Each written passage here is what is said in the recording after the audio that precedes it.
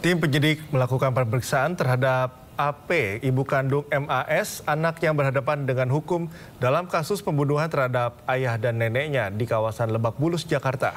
Terungkap bahwa sang ibu telah memaafkan apa yang telah dilakukan oleh MAS.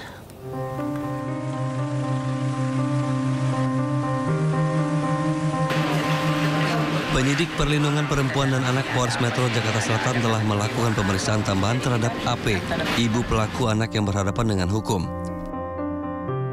Perbuatan MAS, remaja 14 tahun yang menganiaya ayah dan neneknya hingga tewas serta melukai ibunya telah sepenuhnya dimaafkan oleh AP.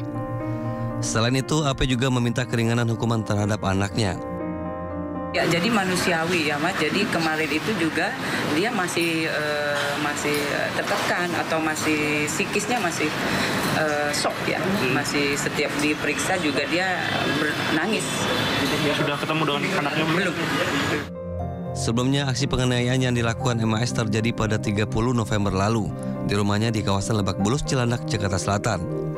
Dua orang tewas adalah sang ayah APW, 40 tahun, dan neneknya RM, 69 tahun. Sementara ibu pelaku AP mengalami luka tusuk. Usai dilakukan gelar perkara, MAS ditetapkan sebagai tersangka atau anak yang berhadapan dengan hukum. Kini polisi masih menunggu hasil pemeriksaan dari Asosiasi Psikologi Forensik untuk mengungkap motif pembunuhan tersebut. Dari Jakarta, Dan Helmi Sajangbati, iNews melaporkan.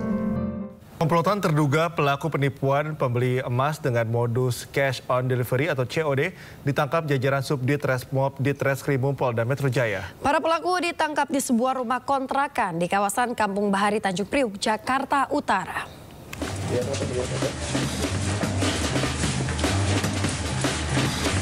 Tim Subdit Resmob Ditreskrimum Polda Metro Jaya melakukan operasi tangkap tangan terhadap komplotan terduga pelaku tindak pidana kejahatan dan penipuan di sebuah rumah kontrakan di kawasan Kampung Bahari, Tanjung Priok, Jakarta.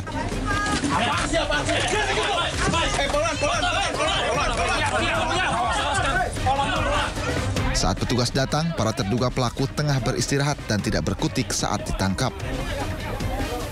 Terduga pelaku adalah dua wanita berinisial U dan EG dan seorang pria berinisial BS. Para terduga pelaku dibawa ke Mapolda Metro Jaya berikut barang bukti yang diamankan dari lokasi. Dari hasil penyelidikan sementara, para pelaku merupakan komplotan tindak pidana kejahatan dan penipuan pembelian emas logam mulia dengan modus cash on delivery atau COD melalui media sosial. Saat melancarkan aksinya, para pelaku juga membawa senjata tajam dan senjata api untuk menodong korban apabila barang yang mereka incar tidak diberikan pada saat COD di sejumlah wilayah. Untuk memperdalam kasus ini, tim penyidik masih melakukan serangkaian penyelidikan terkait kasus tersebut dan kemungkinan adanya pelaku lain.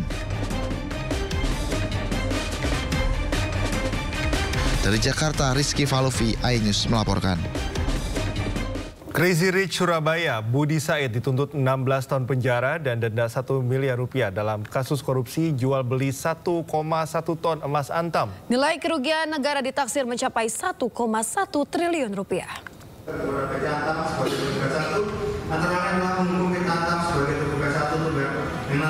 Pengadilan Tindak Pidana Korupsi Jakarta Pusat menggelar sidang tuntutan kasus dugaan rekayasa jual beli emas PT Aneka Tambang dengan terdakwa Crazy Rich Surabaya, Budi Said.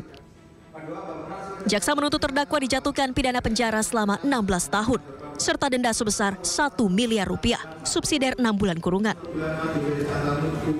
Terdakwa juga dituntut membayar uang pengganti kepada negara sebesar 58,135 kg emas antam, atau setara 35 miliar rupiah, serta 1,1 ton emas antam atau setara 1,07 triliun rupiah.